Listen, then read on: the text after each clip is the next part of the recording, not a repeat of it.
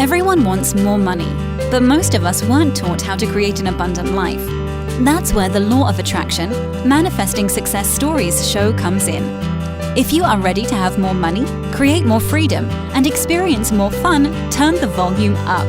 It's time to learn how to create the prosperity and life you have been dreaming of. Here's your host, Cassie Parks. Hello and welcome to this episode. I am your host, Cassie Parks, and I am back with Kate Owlett of K8 for Wellness. Welcome, Kate. Hi, Cassie. Thank you. I'm so excited to be Me back. too. This is interview number 15. We're recording at the end of January of 2020. So tell us, how has your future self been showing up? Oh, she's been showing up patient, I guess is the best way to say that. Oh, I love that. Tell us more. Like, what does that mean? I know what it means, but I don't know what that means. It's kind of being patient with myself and finding her more and deeper. Yeah. Mm-hmm. Yeah. Not forcing it. Yeah. That's awesome. It is awesome. I love it. What else is awesome?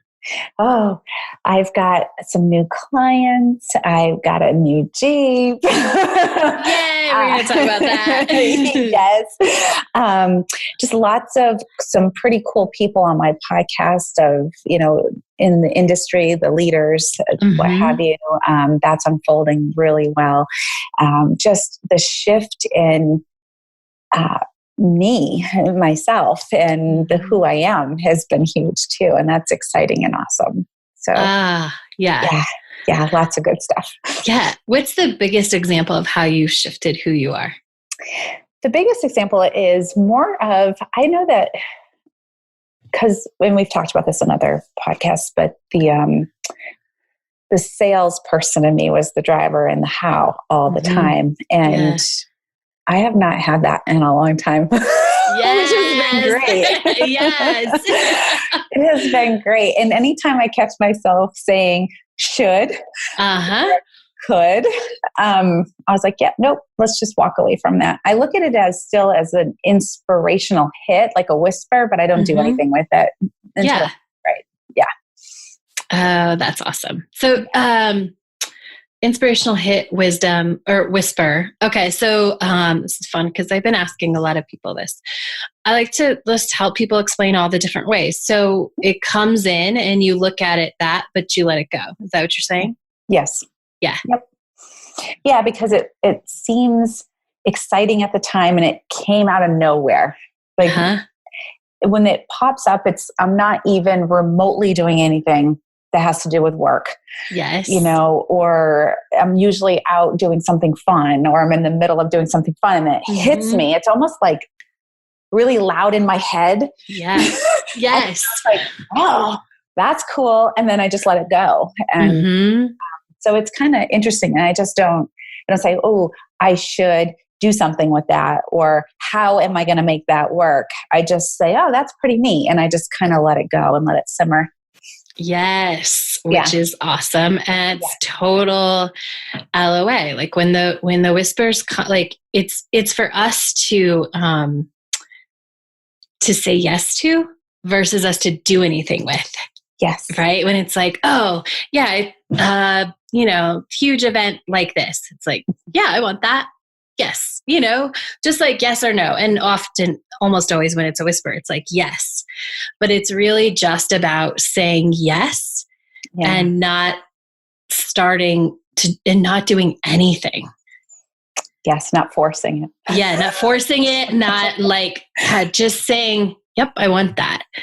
And I think that's kind of what it's like, I'm accepting of that. So I'm open to receiving it. And I think that at that point, it's just, okay, I'm open to receiving it. So I'll receive it when it's ready, when it's that time. Yeah. Just keeping my eyes open, just. Yeah. Yeah.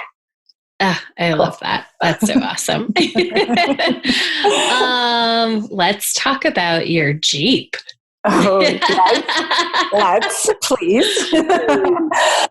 I love this. So I was very, as we all know, love with my truck. Absolutely, my truck. Money always was around it, in it, under it, you name it. Yep. You know, and it brought me money with Uber. Everybody loved getting in the truck. I mean, just great energy around the truck. And then I ended up having to get rid of it because an unfortunate deer accident. And then I drove around in my son's car, which was awesome because it was already paid for. You know, the fact that it wasn't sexy like the truck, I was very grateful for. I didn't have a car payment. There was money everywhere in there. I mean, even the time that I got rid of it, I was still finding money in there. Like, that's awesome. Change everywhere. I mean, you name it. It was in between the seats. I mean, constantly finding money every day. It was awesome. And it was part of my total because, which I didn't share yet. But I was like always finding it. And I was like, this is awesome. So I was always excited to get into the car. Yes. It was awesome. But David was like, you know, I want to get this hot rod. And he goes, there's no way I'm going to buy a hot rod with you driving that car. Because David's mechanic, when he looked it over, said, your son hit everything but the lottery. Because it was like, dead everywhere. And I was like, hey, I like it. It works for me. And I honestly didn't feel bad jumping in. I didn't care. I loved that I was able to, and it was his. It was my son. So it made me he was still, because he's moved. If we didn't say it on the podcast, he's on the other side of the country. Yeah. And so I get it. It's a way to be connected to him every day, right? Exactly. And it really maybe reminded me of him and stuff. So I loved it. And so David said that to me and I was like, I'm happy with this. I said, you go ahead and get the car you want to get. And he's like, yeah, no, I can't have these two awesome vehicles and you have that.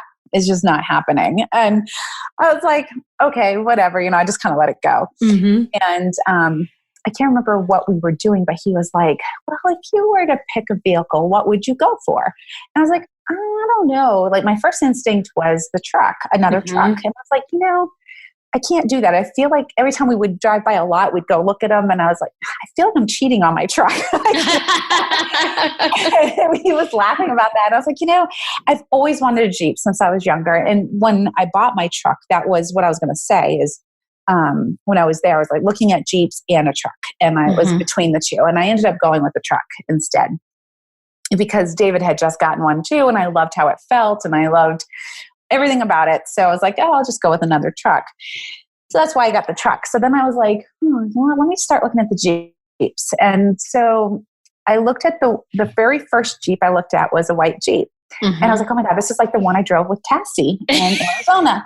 And it was a 4-door and it was white. And I was like, this is everything like the one that Cassie and I drove. I was like, this is really cool. And I even pulled up the picture because you sent me one that day saying, this is what you're authorized to drive. And I was like, oh my God, this is awesome. So I pulled that up and I was like, it's the same exact Jeep. Yes. I was like, this is cool. And I just let it go. I was like, and it was the very first Jeep that I looked at.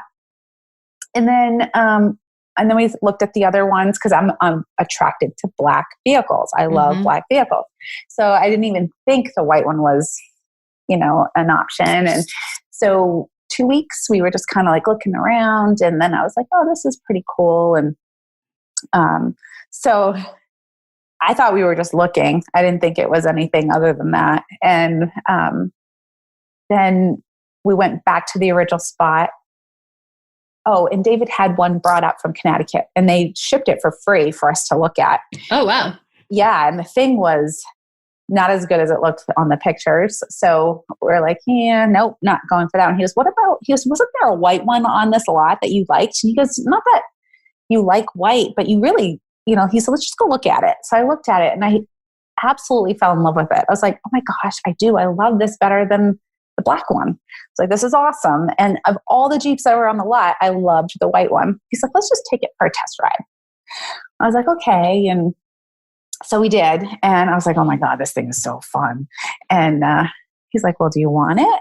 And I was like, I can't do that right now. I don't want to do that right now. I have things that I, you know, like things set in place that I want to stick to. And he's like, okay.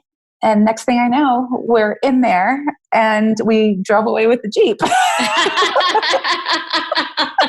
I like, how did that happen?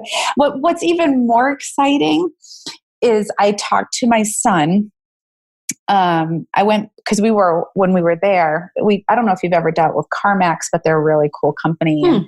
And I recommend it for anybody who's buying a used vehicle. But when I was there, I saw signs like we buy any car. Mm-hmm. And so I had gone back for the Jeep a couple of days later, and I asked them about my son's car, and they looked it over. And I honestly, the day before, I was on Kelley Blue Book, and I was like, okay, they said in excellent condition, it's $2,500, and the worst condition, it was like, I don't know, just under $2,000. And I was like, you know what? If I can get $2,000 for this thing, great. In my head, I said that. And what I was going to do was like bump out all the corners and then put on the side of the road and charge $2,000. And so I asked them about it. They did a walk around and they're like, we'll give you $2,000 for it. I was like, done. I walked out with a $2,000 check. Yay! Like, handed me the $2,000 check. I was like, wow.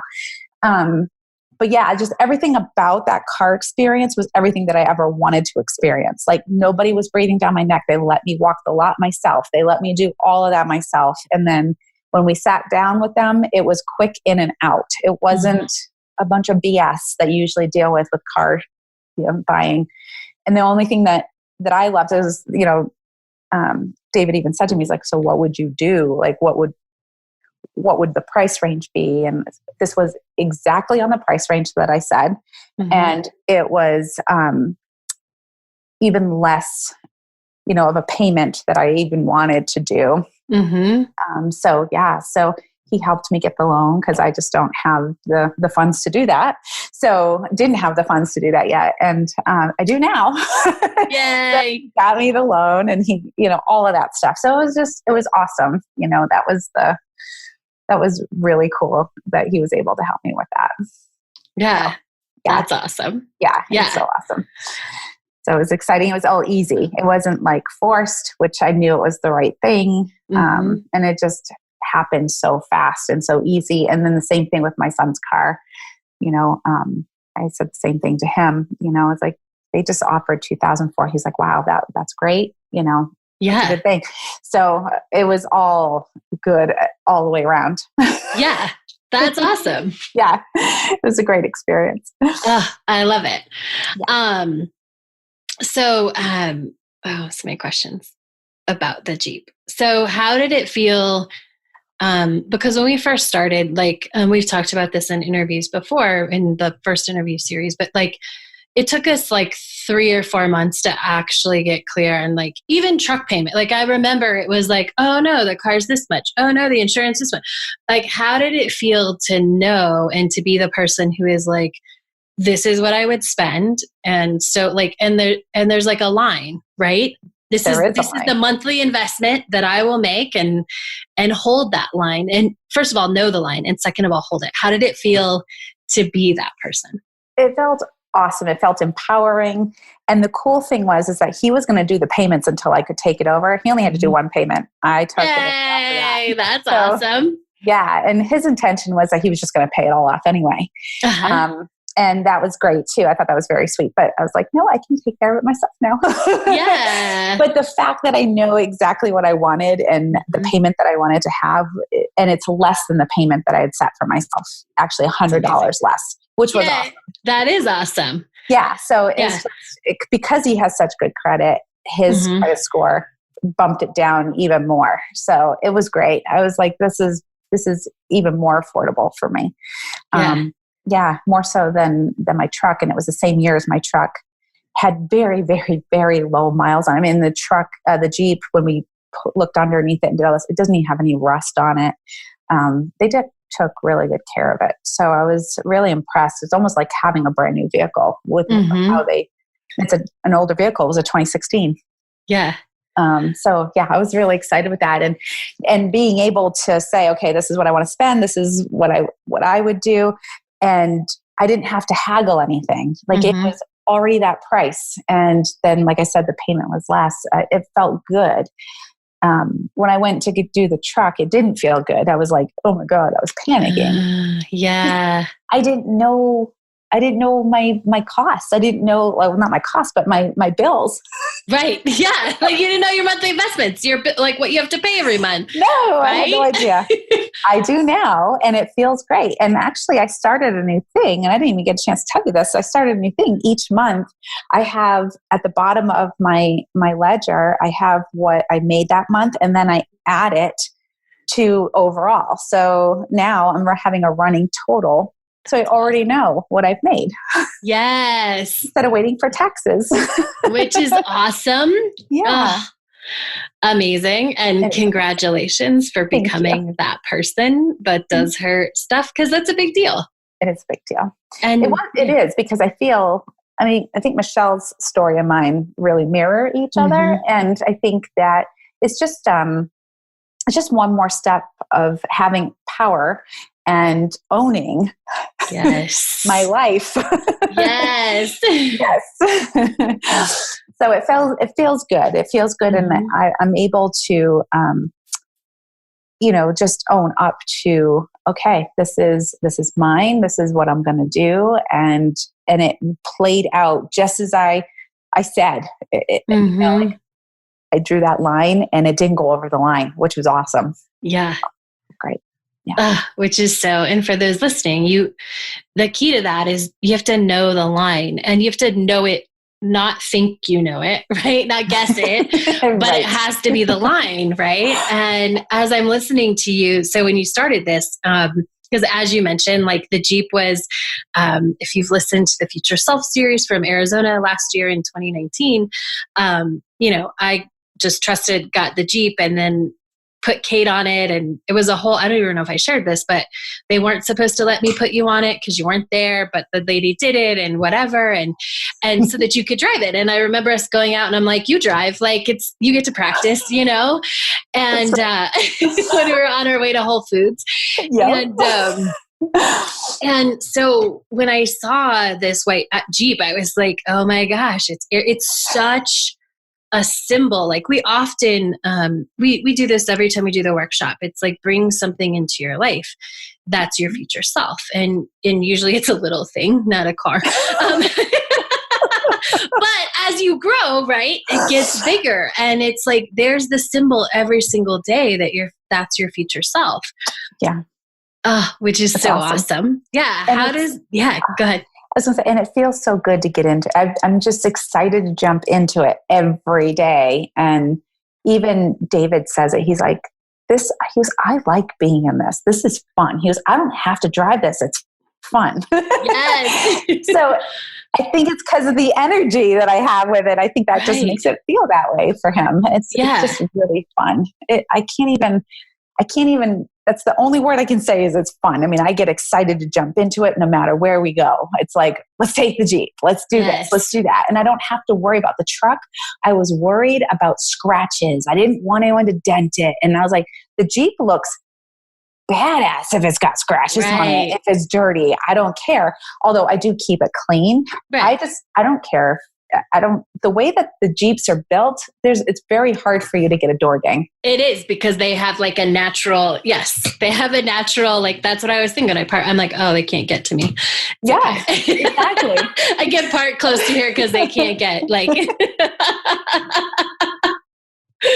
That's right. Yeah. That is so true. It's so funny because I think of you all the time too. I drive by a purple 4-door and I'm like, there's Cassie's Jeep.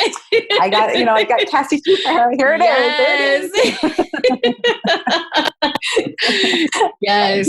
Oh, I love it. Yeah, that's awesome. And it's so, because my original question was going to be, how is it like the Jeep, your future self, and the truck was sort of, even though it was an amazing part of yourself, it was really your past self. And I didn't realize until you're sharing this story, but every time you get in, there had to be, there wasn't that excitement, like whether or not you're aware of it, there was probably that, oh my gosh, this costs, like everything that goes into buying it comes with it.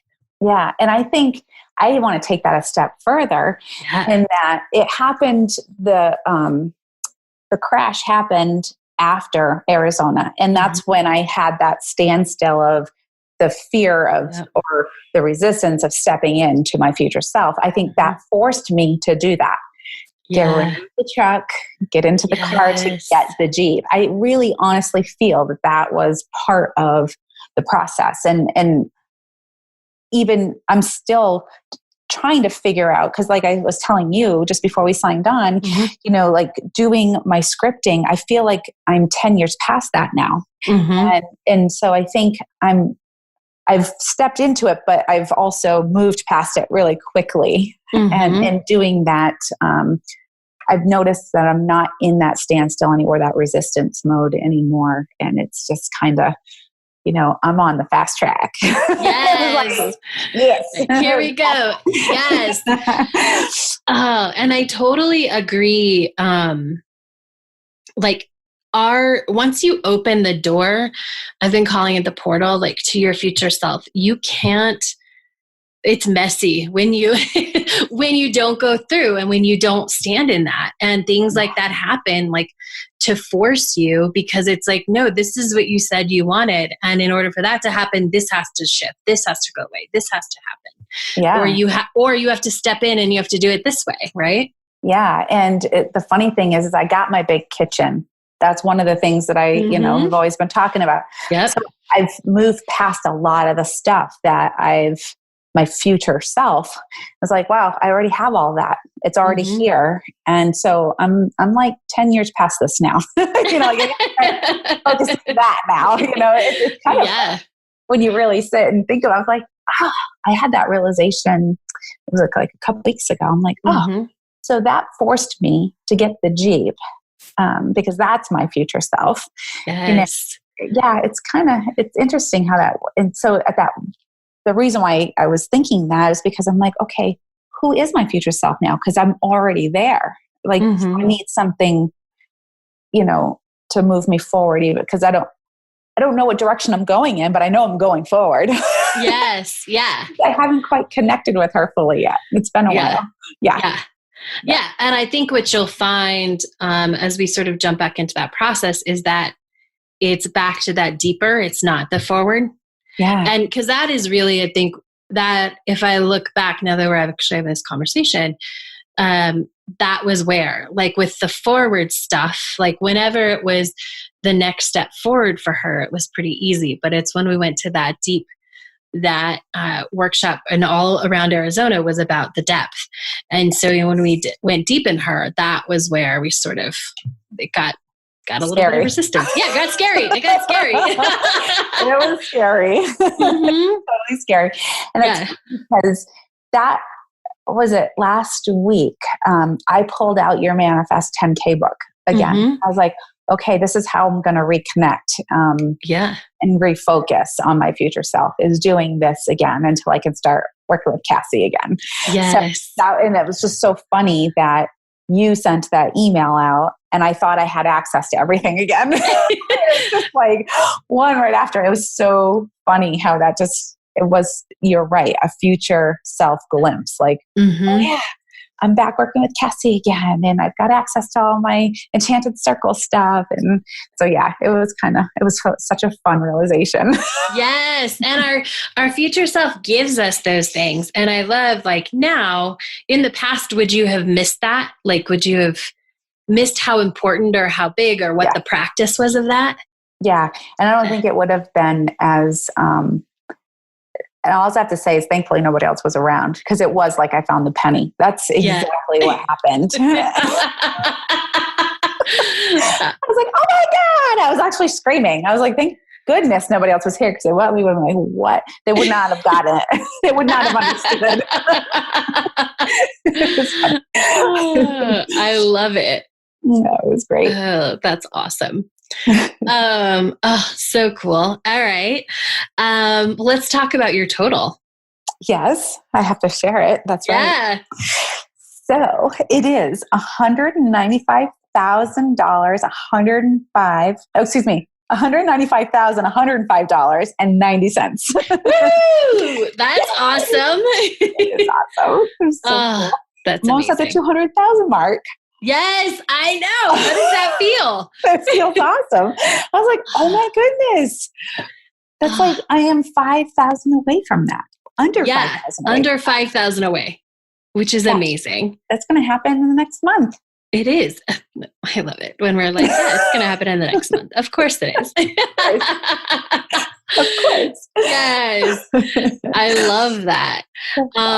And part of that is new clients. And then you've also gotten 2 new talks, right? Yes. Yeah. I'm really excited about that. I think we mentioned this in the other podcast that I get invited to do the events, not create the events. And so today on my ride here, I've been thinking about it since January. This is one of those things of me being patient and not doing the hows and the shoulds and all that. One of the things I said to myself at the beginning of the year was, wow, workshops used to work. You should probably start doing that stuff again. And I just left it at that. And that was something that I was like, yeah, that would be great, because that's where I got most of my clients from. And sure enough, 2 emails came in today asking me to do some talks. That's awesome. There it is. I just had to say yes to that inspiration. And look, the universe brought it for me. So yeah, it was really cool. I think that, and both of these are my ideal paying clients, not just my ideal clients, they're my ideal paying clients, which would be great.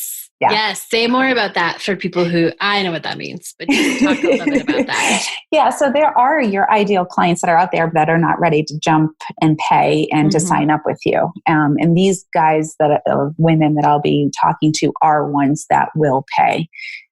They're ones that are ready to pull the trigger and start.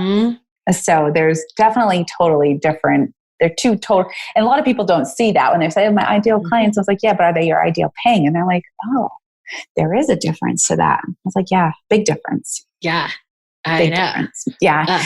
So these are my ideal paying. Which is another thing we've learned. And I love that you're like, no, that's them. And it makes the difference when you think about, am I going to put the time and energy, right? Yeah. And I think it was so funny. A couple weeks ago, I think you sent me an email saying, oh, is this a new tagline? I love it. And I was like, yeah, that's something I got from Arizona. On my flight home from Arizona, my tagline changed from, changing lives through better nutrition to nutrition everyone can do. And you're like, well, no wonder why it's so powerful. I'm like, yes, that's why. Because of Arizona. And it happened in a moment when I was in her, so it's definitely, it's all shifting. It all feels good. And it's all pulling in my ideal clients. The ones that have signed up recently are my ideal clients, and they're not ones that came out of desperation. And it doesn't have to be, because I have my fill-in job that I'm doing that I don't really need to be doing anymore if I don't want to do it. So but I love it because it's all around my philosophy and my ethics when it comes to nutrition. So, and I love being surrounded by these people, and I get to make my own hours. So if I don't want to go in for the day, I don't have to go in. Yeah. If I've got something that popped up, I don't have anyone that I answer to, because people that hired me no longer work there. So now it's, I just fill in when they need help in the marketing, and they keep me busy enough that I go in for a couple hours here and there. And that's awesome. Yeah, it is awesome. It is awesome. And they're such a great group. Like, these are the people the corporations that I want to work for.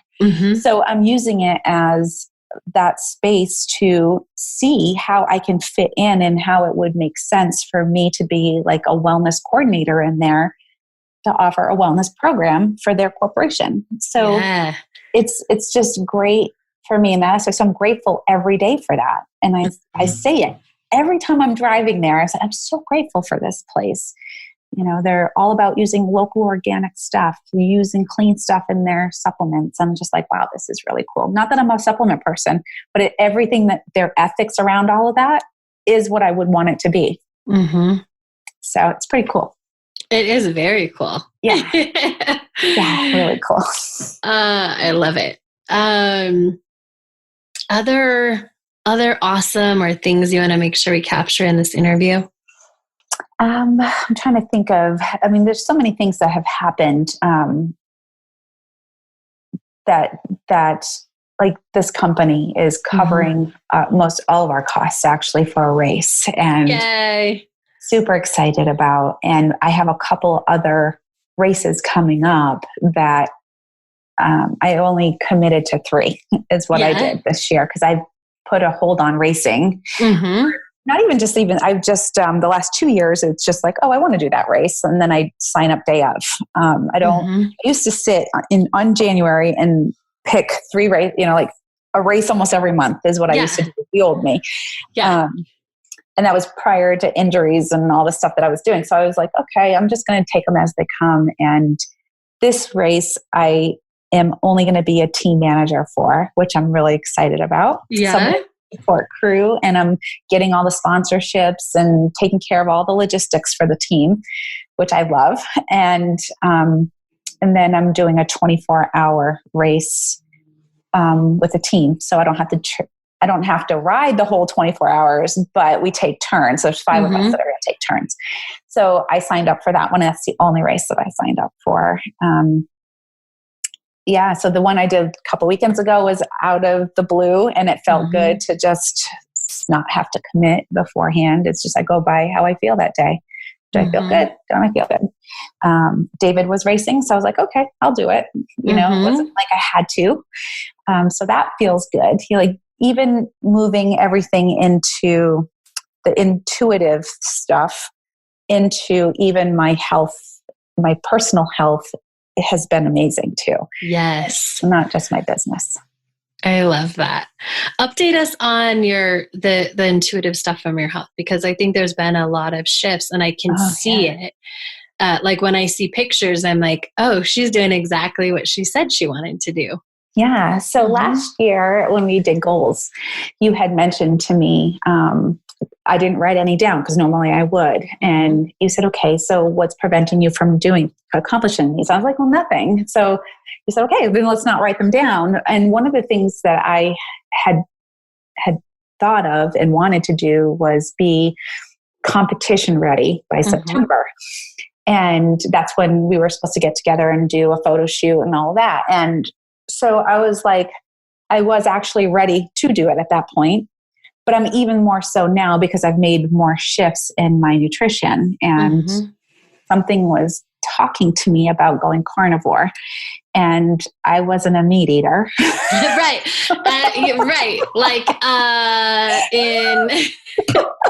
was the first Future Self Cocktails at your 10K photo shoot. You didn't eat meat, which was, and I remember you saying it's a texture. It's not, I don't like it. Right. Yeah.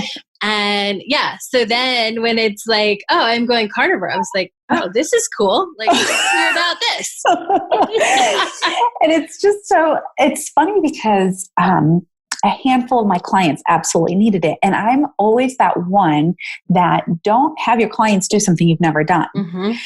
And so they trusted in me that they were going to do it anyway because of all the research that I was doing. And I was doing it for myself, but I still hadn't brought myself to eat the meat.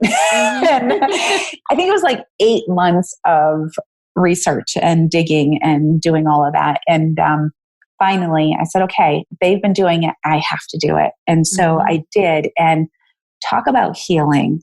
And what was interesting with that, David even said to me, he goes, you had it in you the whole time. You didn't need carnivore to do it. He said, you just in your mind need something he goes, but you already had it all in there. And he's right. I totally get that. I know what he was getting at. But I honestly, my body just feels so much better. Like energy wise, I thought I had enough energy. I thought I had a clear mind, but oh my goodness, I didn't think it could get any better than that, because being, vegetarian keto was huge. And then switching to having meat, I was like, oh, holy cow, 100%. It was crazy.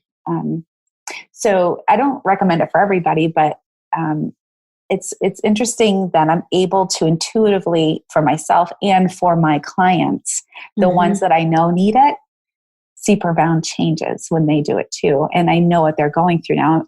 Today is a day 170 that I've been doing carnivore. Yay. And wow. Time it is flies. amazing.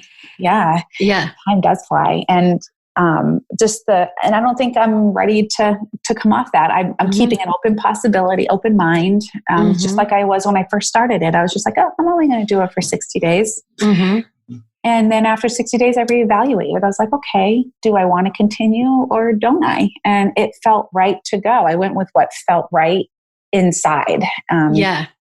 And the same thing, like every 30 days, I reevaluate. It's like, okay, is it time to start adding some things back in? And I did once, and I had a reaction to it, but it wasn't a severe one like I normally had in the past. So I know my body's healing. So I know it's doing really good things for my body. So it's really cool to be able to do that and say, okay, am I doing this because of the amazing results that I'm seeing? Do I still need to do this? Or can I start adding things back in? And so it's been an awesome journey for that reason too, like intuitively listening. And I sit with it for a couple days too. It's not like I make that one decision, because it's kind of like with everything else, sometimes we have a hidden agenda or the hidden, which we've uncovered, you and I, when we worked together. Something felt like it was an intuition, and it was, but then I started having steps underneath it. You're like, well, no, that's not. That's not it. That is not inspired action. That is how, and it was just so subtle. And now I know just to sit on it for a couple of days before I make a final decision, just to make sure. Yeah. So it's been empowering in that way too. It's been really amazing with that. Yeah. Do you think this is the most intuitive you've listened to your body? Yeah, definitely. Yeah, that's cool. Definitely. I mean, if I had done it before, I would have known that vegetarian wasn't for me. I mean, I was still, I felt like I was 10 months pregnant. My stomach was always gassy and bloaty. I don't even have that now at all. So if I was really, really intuitively listening, I would have known. Which is, I love it about you, because I don't think there's anyone who knows more about, maybe I've never met them. I've never met anyone who actually knows more and like knows it on a level that's not like, oh, I heard this, that like actually knows it and has done, ample research. And so, like, I don't know, it's not theory, right? Like, what things do what, right? But there's, watching you step into this place where it feels like it's taken to a new level, and like listening and honoring that intuition about your body, I think of course, like you're a health coach, it's totally tied to your future self. Yes, totally. Yeah, totally. And it's cool to teach people that too. And people, when you tell them that, they're like, well, I already know. But then when I really teach it to them, they're like, oh, no, I didn't know. I think it comes back to what you and I have always been saying. I have to do it first before I can get those clients and serve them. Serve them more than I would be able to if I hadn't done it, So it's an added value to the service that I provide to my clients, without a doubt. Absolutely. And I have to step into that before I can actually get those people the help. Yeah, absolutely. Right. Because it's that next. Yeah. And I see it like I really think your prior health coaching practice is going to like turn itself, like it's going to be completely flipped upside down and mixed up and completely like come out different. Yeah. I'm in that space right now. Yeah. I'm so confused with it right now. Just like, wait a minute, this isn't where I need to be. I need to like revamp that. And so I'm waiting for inspiration for that, because I know that I've outgrown that model that I have. Right. There's just so much more I can offer. Yeah. Yay. That's awesome. Yeah, it is awesome. Exciting. It is exciting. Tell everybody how to connect with you, first of all. Sure. So I'm on all social media, so at K8 for Wellness, and it's the letter K, the number 8, the number 4, Wellness. And then for my email, my website is .com after. And then I also have K8 for Wellness podcast. Awesome. Yay. Yay. I love it. Any final thoughts as we wrap up today? Yeah, I think that, if I could have rewound things, I think I would have stuck through it a little more. I think I was just so convoluted with everything that everybody else was saying around me and taking what other people was saying. It was just messing up what I should, my future self would have done. And so I think being home now is great because I don't have the influence of others and what they feel. So I find that being true to yourself is first and foremost. And that is one of the biggest things that I've learned. And I think it was harder for me to do it by myself without a coach. And I always want to tell people, that you got to get somebody on the outside to help you. You have to, plain and simple. And I know it well enough that I want to come back, and that's my goal, is I'm going to. So, I that's one thing. If anybody takes anything out of any of these interviews that I do, it's you've got to have an outside person help you with that. And for me, it's Cassie. And I think, having that outside influence and direction, especially someone who knows our future self better than us, keeps you on the right path. You just have to listen to her when she talks to you. Me and Cassie. I have to listen to Cassie when Cassie talks to me.